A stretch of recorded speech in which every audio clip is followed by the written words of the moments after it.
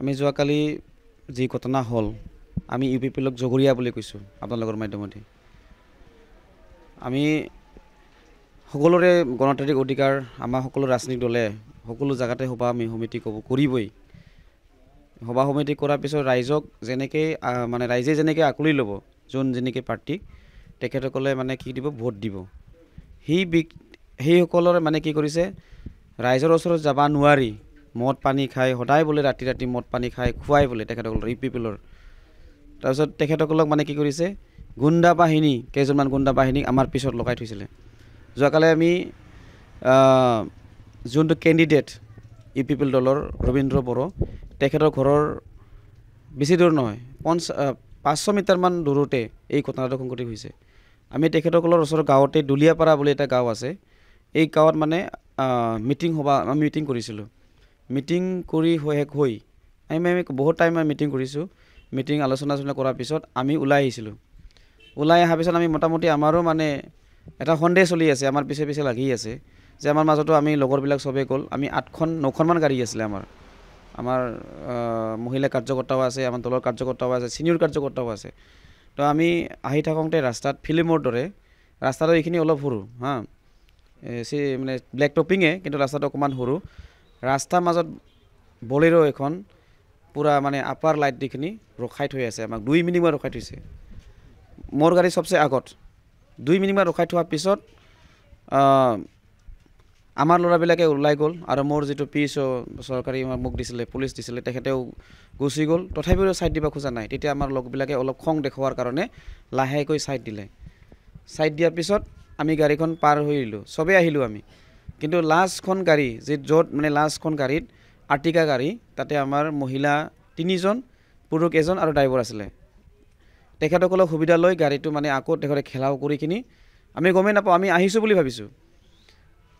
ঘেৰাও কৰি কিনি তেখেতসকলক গ্লাছটো ভাঙি দিয়া হৈছে। ৰাতি দেখাই পাইছে, নিউজ মানে আহিছিল, ভিজুৱেলটো পাইছে ৰাতি।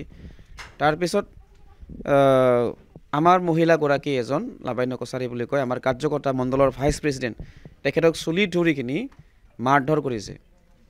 যিকোনো গাঁতত মানে লগাইছে, যি নেকি আমি ক'ব নোৱাৰোঁ। যি মহিলাগৰাকীক মানে নিজৰ আত্মা ৰক্ষা কৰিব নোৱাৰিলে, তেখেতসকল আমি জগৰীয়া বুলি কৈছোঁ। এজন মহিলাক, তেখেতসকলে কাৰ্যকৰ্তাক যোন পাৰ্টিতে নাথাকক, মহিলাক মানে কি কৰিব লাগে, সন্মান কৰিব লাগে।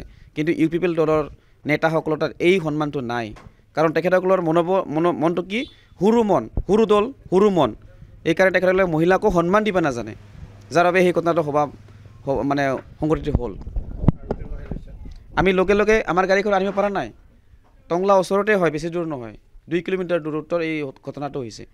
আমি লগে লগে মানে SDPO ছাৰক ফোন কৰিলোঁ, OC ছাৰক ফোন কৰিলোঁ। লগে লগে তেখেতসকলে আমাক বেকআপ দিছে। CRP দল পূৰা মানে টীম লৈ গৈছে, 20জনমান দল। লগে লগে পুলিচৰ দল, SDPO ছাৰো নিজেও খাগৰাবাৰীৰ পৰা দৌৰি আহিছে। লগে লগে গৈ উইদিন মানে 10-15 মিনিটৰ ভিতৰত আহিখিনি গাড়ীটো উদ্ধাৰ কৰিবলৈ মানে সক্ষম হৈছোঁ। আমিও যদি এক্সট্ৰিম লাইনত যদি গ'লা হয়, ডাঙৰ এটা ঘটনা হ'ল হয়। সেইকাৰণে আমি কৈছোঁ যে আমাৰ শান্তিপ্ৰিয় দল, আমি শান্তিৰে এই ইলেকশ্যনটো পাৰ কৰাম। কিন্তু তেখেতসকলৰ যি ঘটনা যোৱাকালি কৰিলে, মই ইউ পি পি এল দলক জগৰীয়া বুলি এইকাৰণে বাৰে বাৰে কৈছোঁ। আৰু তেখেতসকলৰ নীতি আদৰ্শ কোনো শিক্ষা নাই, গোটেই মদ খোৱা মানে ব্যক্তি, মই নিজে চকু দেখা পাইছোঁ। আঘাত 2জনক, এজনটো মানে পলোৱাৰ কাৰণে বাচিলে ল'ৰাটো, আমাৰ কুশল শৰ্মা বুলি আছিলে ৰতনপুৰৰ, আমাৰ যুৱ মৰ্চাৰ ভাইচ প্ৰেছিডেণ্ট। তেখেতক মানে মাৰধৰ কৰবাৰ খোজোঁতে সি লাহেকৈ পলাই কিনি এজন ঘৰত গৈ কিনি লুকাই থাকিলে, কিন্তু সেই মহিলাগৰাকীক বাচাব নোৱাৰিলে। বাকী 2জন আমাৰ ৰিটায়াৰ নেমনি ডেকা আছিলে, আমাৰ মহিলা মৰ্চাৰ সভানেত্ৰী, আৰু এজন সদস্য আছিলে আমাৰ মহিলা মৰ্চাৰে। তেখেতসকলকো মানে বেয়া বেয়া গালি গালাজ কৰিছে, যি শব্দ আমি নিউজত ক'বাই নোৱাৰোঁ। আমি যোৱাকালি ৰাতিয়ে FIR দিছোঁ। FIR দিখিনি আমাৰ এইটোৱে দাবী যে যোনে আমাক সেই ঘটনা কৰিলে, ইউ পি পি এল দলক বেন কৰিব লাগে। তেখেতসকলৰ মানে ইলেকশ্যনলৈকে তেখেতসকলক মানে বন্দী কৰি ৰাখিব লাগে, আমি সেইটোৱে দাবী কৰিছোঁ। চিনাকি আছে, আমি FIRত লিখি থোৱা আছে, আপোনালোকে FIRটো কাগজটো লৈ লওক। আমি FIR দিয়া কাগজখন থানাতে দি দিছোঁ।